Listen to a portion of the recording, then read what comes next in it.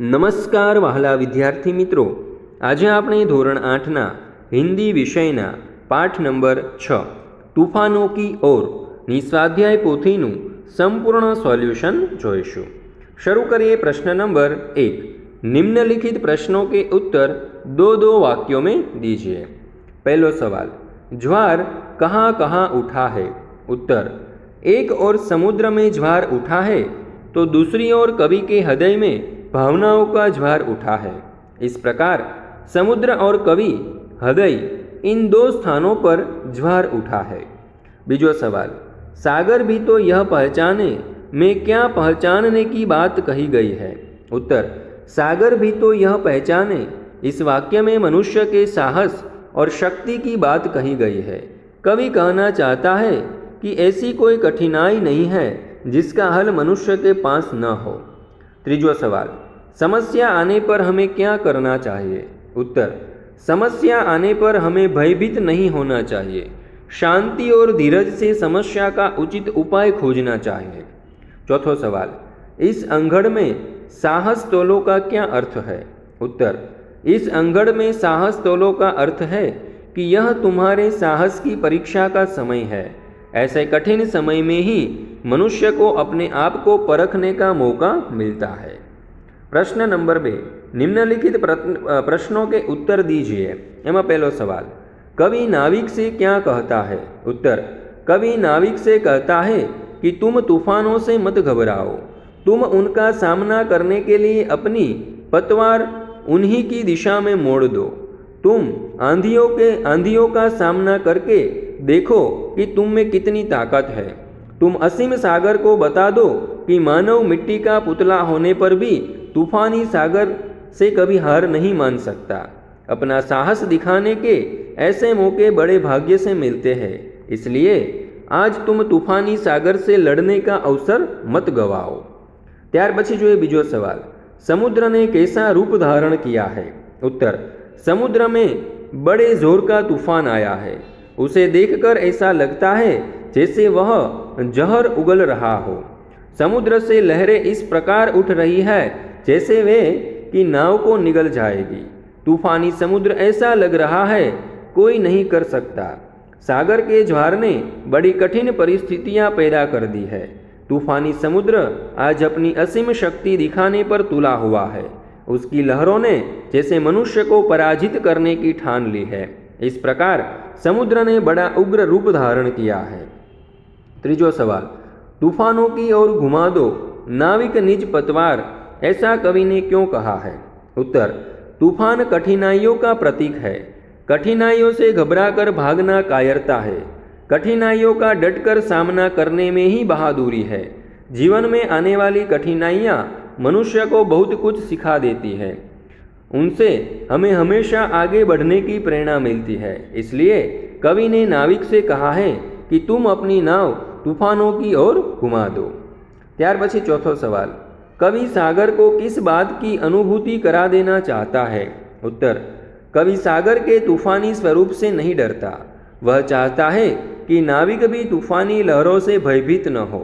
कवि नाविक के अदम्य साहस के माध्यम से सागर को बता देना चाहता है कि सागर असीम है तो मनुष्य का साहस भी असीम है। मांझी में वह शक्ति है जो सागर की तूफानी लहरों का जवाब दे सकती है।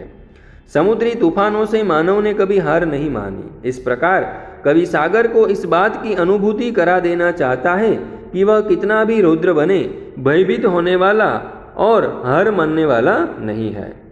त्यार पछी जो पांचमो सवाल, सागर पार करने के लिए किस बात की आवश्यकता है?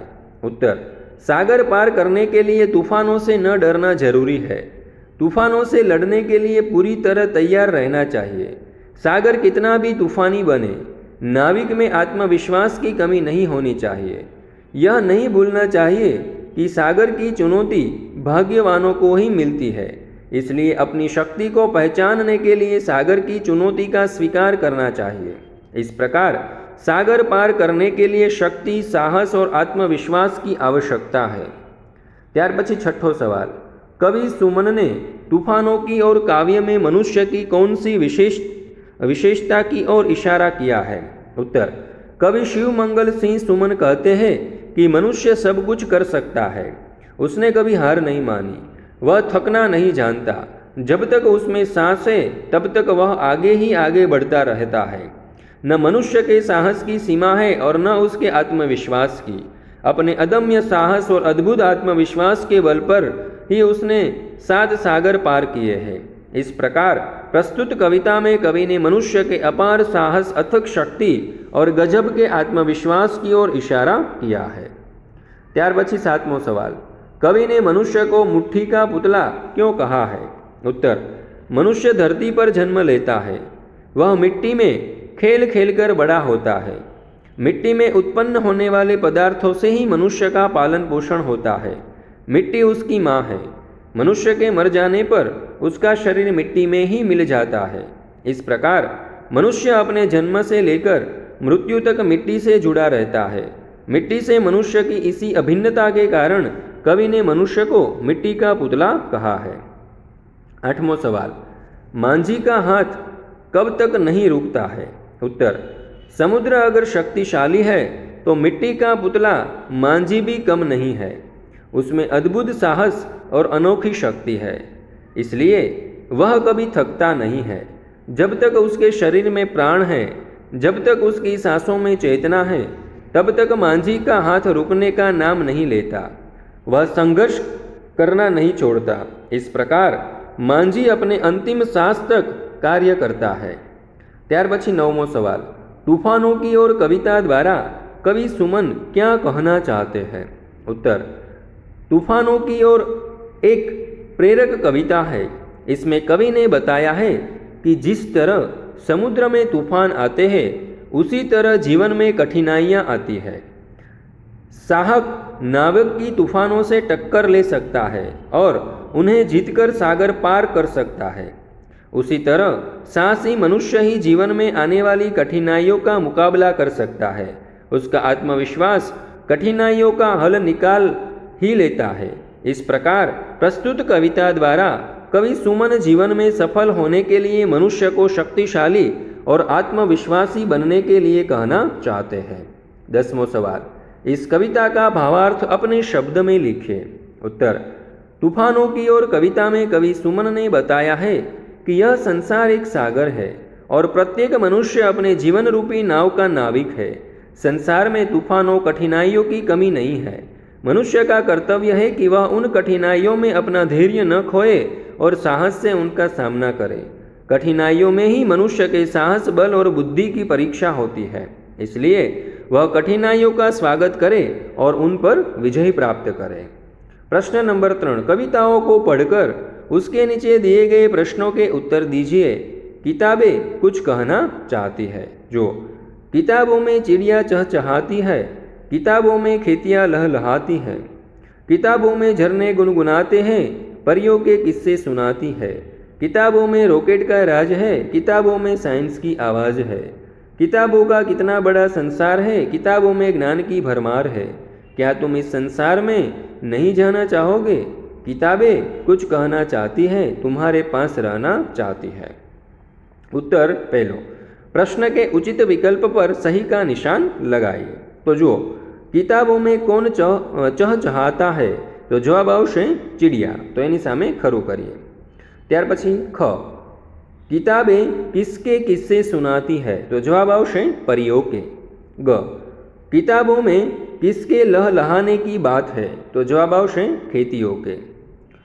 प्रश्न नंबर 2, नीचे दिए हुए शब्दों का वाक्य में प्रयोग कीजिए। पहलू है परिया, तो परिया स्वर्ग में रहती है। बीजू किस्सा, राम ने मुझे एक किस्सा सुनाया। त्रीजू है संसार, तो उद्यम से आपके संसार में 4 चांद लग जाएंगे। चौथू है भरमार, मेले में खिलौनों की भरमार थी। प्रश्न नंबर 3, निम्नलिखित प्रश्नों के उत्तर दीजिए। एमा क, किताबों क्या क्या है? किताबों में चिड़ियों की चहचहाट, खेतों का लहलहाना, झरनों का गुनगुनाना, परियों के किस्से, रॉकेट का राज, साइंस की आवाज़ और ज्ञान का भंडार है। ख, हमें किताबें क्यों पढ़नी चाहिए? उत्तर, किताबों से हमें तरह तरह की जानकारी मिलती है। किताबें हमारा ज्ञान बढ़ाती है। वे हमारा मनोरंजन करती है, इसलिए हमें किताबें पढ़नी चाहिए। ग, किताबों में ज्ञान की भरमार है, ऐसा कवि ने क्यों कहा है? उत्तर, किताबों से हमें इतिहास, भूगोल, नागरिक शास्त्र आदि का ज्ञान होता है। विज्ञान का ज्ञान भी हमें किताबें देती है। धर्म और अध्यात्म का ज्ञान भी पुस्तकों से मिलता है। हमें पुस्तकों से विविध विषयों का ज्ञान मिलने से हम कह सकते हैं कि किताबों में ज्ञान की भरमार है। ग, इस काव्य को उचित शीर्षक दीजिए। અહીં ઉચિત શીર્ષક છે किताबें। प्रश्न नंबर 4, चित्र देखकर नीचे दिए गए शब्दों की मदद से छोटी सी कहानी बनाकर अपने वर्ग में सुनाइए। सुबह, घर, मेला, खिलौने वाला, ढेर सारे, बच्चे, जगाना, खरीदा, खुश, मुर्गा, रात, बक्सा, बांग वगैरह जेवा शब्दों અહીં આપેલા છે। तो ચાલો જોઈએ આપણે कहानी। भोलू नाम का एक लड़का था। नाम के अनुसार ही वह स्वभाव से भोला था। एक दिन वह माँ से पैसे लेकर पास के गांव में लगे मेले में गया। साथ में उसका बड़ा भाई भी था। मेले में भोलू ने एक खिलौने वाले के पास ढेर सारे खिलौने देखे। कई बच्चे उससे खिलौने खरीद रहे थे। भोलू ने 2 रुपये में एक मुर्गा खरीदा। उसे सुरक्षित रखने के लिए उसने मेले से एक बक्सा खरीदा। बक्से में मुर्गा रखकर दोनों भाई घर लौटे। मुर्गों के खिलौनों के कारण भोलू बहुत खुश था। रात में उसने माँ से कहा, माँ, तू सवेरा होने पर मुझे मत जगाना। मुर्गा बांग देगा तो मैं अपने आप ही उठ जाऊंगा। माँ मुस्कुराई और चुप रही। सवेरा हुआ, सूरज भी निकल आया। भोलू बहुत देर से उठा। उसने माँ से पूछा, क्या मुर्गे ने सुबह बांग नहीं दी? माँ बोली, अरे भोलू, तू सचमुच बहुत भोला है। भला मिट्टी का मुर्गा कहीं बांग दे सकता है? यह सुनकर भोलू की सारी खुशी सुमंतर हो गई। प्रश्न नंबर 5, आपके गांव में बाढ़ आए तो उस समय आप क्या करेंगे? गांव छोड़कर चले जाएंगे या गांव वालों की मदद करेंगे? अपने विचार कारण सहित बताइए। उत्तर, मेरे गांव में बाढ़ आ जाए तो मैं अपने गांव में ही रहूंगा और अपनी यथाशक्ति गांव के लोगों की मदद करूंगा। गांव की आपत्ति आने पर गांव छोड़कर भागना तो कायरता है। आपत्ति के समय अपने गांव वालों की मदद करना हमारा कर्तव्य है। मैं अपने पड़ोसियों और मित्रों के परिवार की हर तरह से सहायता करूंगा। मैं यथाशक्ति उनकी ज़रूरतों को पूरा करने का प्रयत्न करूंगा। उस समय यही मेरा धर्म होगा और मैं साहसपूर्वक इस धर्म का पूरी तरह पालन करूंगा। प्रश्न नंबर 6, निम्नलिखित कहावतों का वाक्य में प्रयोग कीजिए। पहलू आपेलू है, उल्टा चोर कोतवाल को डांटे। જોઈએ उत्तर, गलती तुम्हारी है और दोष तुम मुझे दे रहे हो। अरे वाह, उल्टा चोर कोतवाल को डांटे। बीजू, न रहेगा बांस न बजेगी बांसुरी। જોઈએ उत्तर, टीवी के कारण तुम लोग पढ़ नहीं सकते। तुम्हारे लिए यही अच्छा रहेगा कि टीवी ही निकाल दिया जाए। न रहेगा बांस न बसेगी बांसुरी। त्रीजू, 4 दिन की चांदनी फिर अंधेरी रात। उत्तर, रामू को सिर्फ 2 महीने के लिए नौकरी मिली थी। 2 महीने होने पर रामू ने कहा, 4 दिन की चांदनी फिर अंधेरी रात। चौथू, अब पछताए होत क्या जब चिड़िया चुग गई खेत। જોઈએ उत्तर, राकेश परीक्षा में अनुत्तीर्ण हो गया तो परीक्षा के लिए पर्याप्त परिश्रम न करने पर पछता रहा था। उस समय आलसी बेटे से पिता ने कहा, अब पछताए होत क्या जब चिड़िया चुग गई खेत। प्रश्न नंबर 7, नीचे दिए गए वाक्यों में से रेखांकित शब्दों के विशेषण बनाइए और उनका वाक्य में प्रयोग कीजिए। पहलू, उनकी ईमानदारी से सारा नगर परिचित था। तो ईमानदारी અહીં તમે જોઈ શકો છો। तो वाक्य છે, यह ईमानदार व्यक्ति है। बीजू, हमारी अमीरी लोगों को उपयोगी होगी। तो અહીં જે વિશેષણ છે તે અમીરી અને એના ઉપરથી વિશેષણ બનશે અમીર। જોઈએ વાક્ય, इस होटल में अमीर लोग ही आते हैं। ત્રીજું, हिमालय पर्वत की ऊंचाई देखने लायक है। तो અહીં ऊंचाई એના ઉપરથી વિશેષણ બનશે ऊंचा। वाक्य बनશે, योग्यता से ही ऊंचा पद मिलता है। चौथું, लक्ष्मीबाई वीरतापूर्ण लड़ी। तो અહીં वीरता नीचे अंडरलाइन है, तेનું विशेषण बनશે वीर। वाक्य बनશે, शिवाजी वीर पुरुष थे। पांचमું, दूसरों की बुराई करना पाप है। बुराईનું થશે बुरा। वाक्य बनશે, हमें बुरे लोगों से दूर रहना चाहिए। दोस्तों, पाठ नंबर 6 ध्यानपूर्वक अभ्यास करवा बदल आप सर्वनो खूब खूब आभार। स्वाध्याय पोथीना दरेक पाठना सोल्यूशननी लिंक तमने डिस्क्रिप्शन बॉक्सनी अंदर आपेली है। તો આ બધા જ વિડીયો તમે તમારા મિત્રો અને દોસ્તો સાથે જરૂરથી શેર કરજો।